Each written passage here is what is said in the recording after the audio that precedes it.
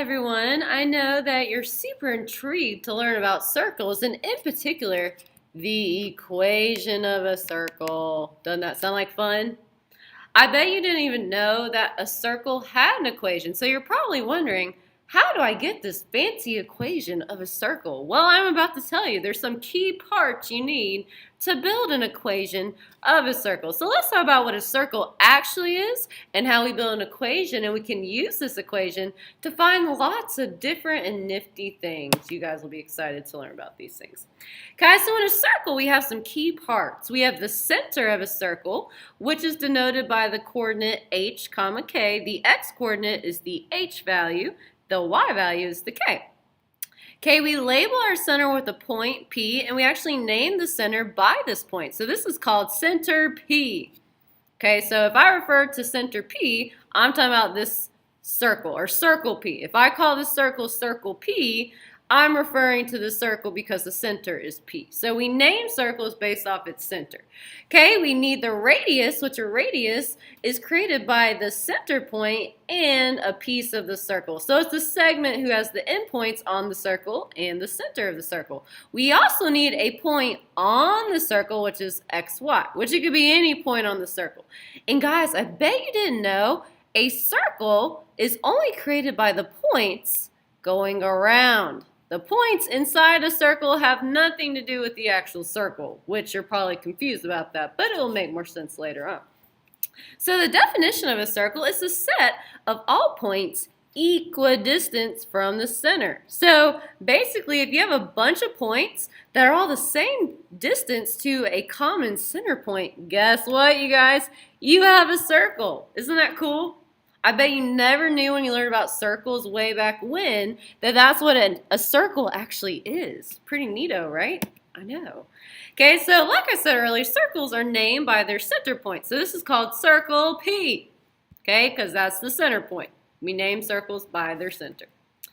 All right, now the circle equation looks like this. Shazam. Whoa, isn't that a pretty awesome equation? I agree, you guys. Like normal, we agree on everything. But anyways, okay, it's composed of the parts that I just explained. So it has that point on the circle, the x comma y. X and y are in the circle equation. Also in your circle equation is this h and k value, which comes from the center point.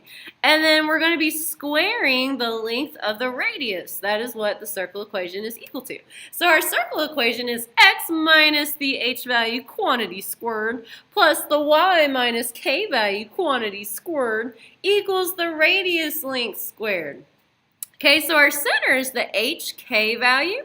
K and H and K are written with the opposite signs from the equation.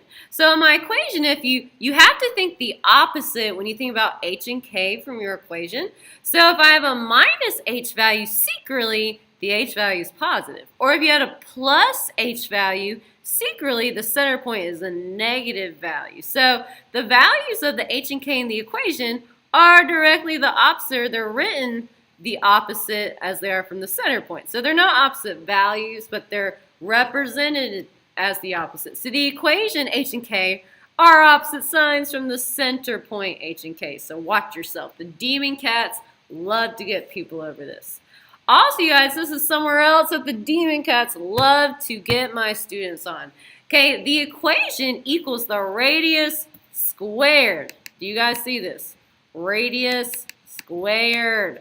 This does not equal the radius. A lot of students think what the equation equals is simply the radius. Well, guess what, you guys? It's not. It's the radius squared, or the way I like to say it, squared.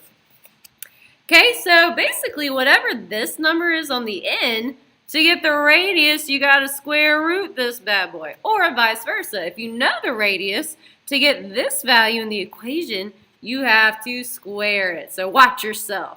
Radius squared, radius squared. Tell it to yourself 10 times. Radius squared, radius squared, radius squared. Okay, make sure you guys got that down. Guys, and then the x and the y in our equation actually comes from an x and y value located on the circle. Okay, now, the only values we're actually going to fill in numbers for in the equation are the h, k, and r. We're going to leave x and y as x and y.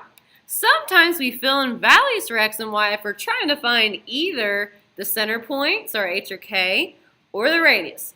But when we actually write the equation, we need an x and a y. Just like in normal equations, normally equations are like y equals something, something, x. Okay, equations, if you're representing a function of some sort, in this case you're representing a circle, okay, they always contain an x and a y. So we're going to leave the x and y alone unless we're using them to help us find something else. So be careful. All right, so the first two examples, you guys, we're going to use this lovely circle equation to help us identify each circle's center point. So remember, that's our h and k value. So we're going to use that equation to help us find the h and k value, our center point, and the radius, which remember, this equals the radius squared. Okay, so if we know this value, we have to square root it to get the radius. But I'm not going to get too far ahead of myself because you guys are super thrilled to watch example 1 and 2. So go ahead and pause the video and watch example 1 and 2 on how to identify the center and the radius value from standard form of a circle equation. Yay! Alright, so now doing the same thing, we will identify the center point, the radius value from our standard form of a circle equation, and we're actually going to use these pieces to actually graph these circles by hand. Doesn't that sound so exciting, you guys? I can see the excitement in your eyes right now. I'm looking straight at your eyeballs right now, and I can see how pumped up you are. So go ahead and pause the video and learn how we're going to use the center point, the radius from standard form to graph the circle.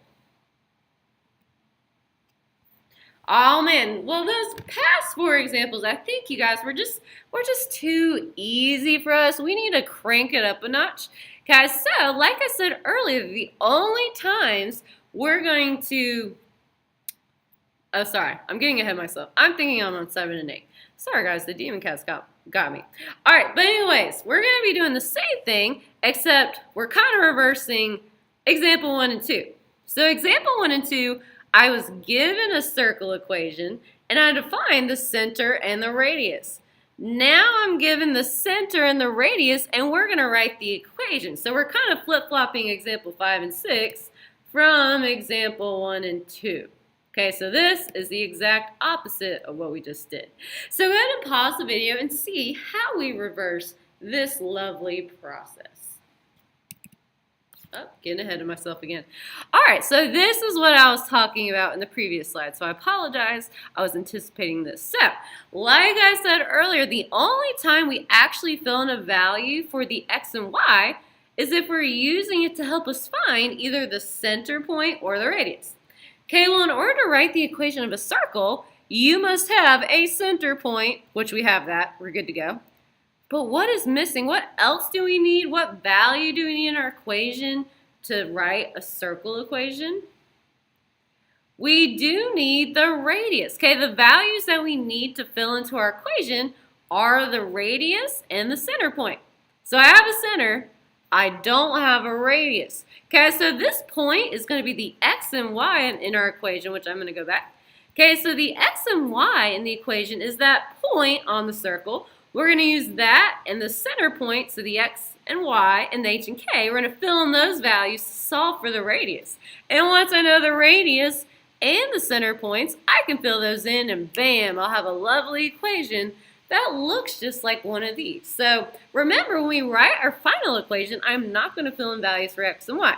We're going to use the x and y to help us find the radius. So we can fill in values for the radius and our center point.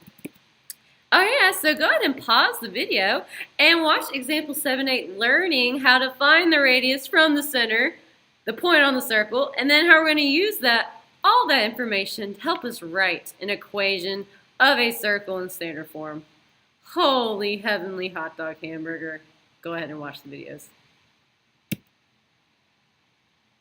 Alright, now you're probably like, Miss Long, we were just talking about circles. Why do you have this random slide on completing the square? Well, sometimes our circle equations look like these. So take it in, they look like these. You're probably like, Miss Long, this looks nothing like those pretty ones we did earlier that look like this. Okay, well, our goal is to get our circle equations into standard form that looks like this. Okay, so when our equations look like this, they're not in standard form. So we need to get them into standard form. And the way we're going to do that is by completing the square. So you guys technically have learned how to complete the square in a previous math class, but either if you were not taught it or if you don't remember, don't you worry. I'm going to do a quick review of how we complete the square. Now, we're not going to use completing the square to help us find zeros. Normally, when you complete the square, you use it to help you find zeros of a quadratic. Well, we're not going to use it to help us write zeros. We're going to use it to help us get into our standard form. So we're going to use it to make it look like this. Okay, we're not going to solve it. Okay, so I'm going to show you how to complete the square to get your equation to look something kind of like this. It's only going to have one part squared, not two parts. Okay, but after we figure out how to do that, after we figure out how to complete the square, we are not only going to complete the square one time, but we will complete the square 2 times to get these equations into standard form. But I'm not going to get carried away yet because we need to just first figure out how to complete the square. So go ahead and pause the video and watch example 9 and 10 on completing the square and writing it in kind of that standard form that we're looking for. All right, so I've kind of gone out of my way already to explain what we're doing. By using that complete the square process, we will not only be completing the square one time, we'll be completing it, dun dun dun, 2 times, which I was going to be all dramatic and zoom in, but it didn't work. Dun dun dun, 2 times. Whoa. Okay, sorry, I was getting carried away. But anyways, I have so much fun when I do circle problems, I do silly things. So sorry, you guys. But anyways, we're going to complete the square 2 times to make these equations look like the ones we did earlier that look like this. So go ahead and pause the video and learn how we will complete the square 2 times to write our equation in standard form. Amazing, you guys. That was so much fun. I hope you guys enjoyed it as much as I did.